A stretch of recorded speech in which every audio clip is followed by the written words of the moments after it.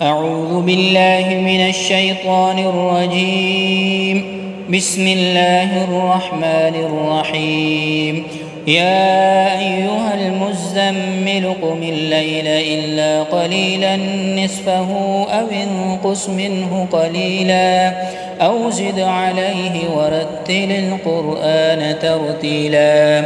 إنا سنلقي عليك قولا ثقيلا إن ناشئة الليل هي أشد وطئا وأقوم قيلا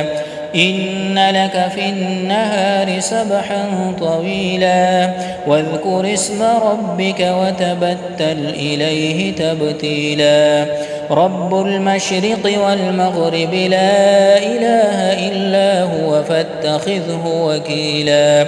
واصبر على ما يقولون واهجرهم هجرا جميلا وذرني والمكذبين أولي النعمة ومهلهم قليلا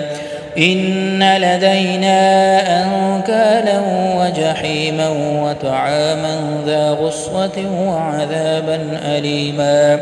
يوم ترجف الأرض والجبال وكانت الجبال كثيبا مهيلا إنا أرسلنا إليكم رسولا شاهدا عليكم كما أرسلنا إلى فرعون رسولا فعصى فرعون الرسول فأخذناه أخذا وبيلا فكيف تتقون إن كفرتم يوما يجعل الولدان شيبا السماء منفطر به كان وعده مفعولا إن هذه تذكرة فمن شاء اتخذ إلى ربه سبيلا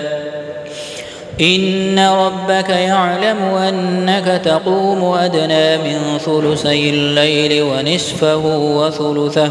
وطائفة من الذين معك والله يقدر الليل والنهار علم أن لن تحصوه فتاب عليكم فاقرؤوا ما تيسر من القرآن علم أن سيكون منكم مرضى وآخرون يضربون في الأرض يبتغون من فضل الله وآخرون يقاتلون في سبيل الله فاقرؤوا ما تيسر منه وأقيموا الصلاة وآتوا الزكاة وأقرضوا الله قرضا حسنا وما تقدموا لأنفسكم من خير تجدوه عند الله هو خيرا وأعظم أجرا واستغفروا الله إن الله غفور رحيم.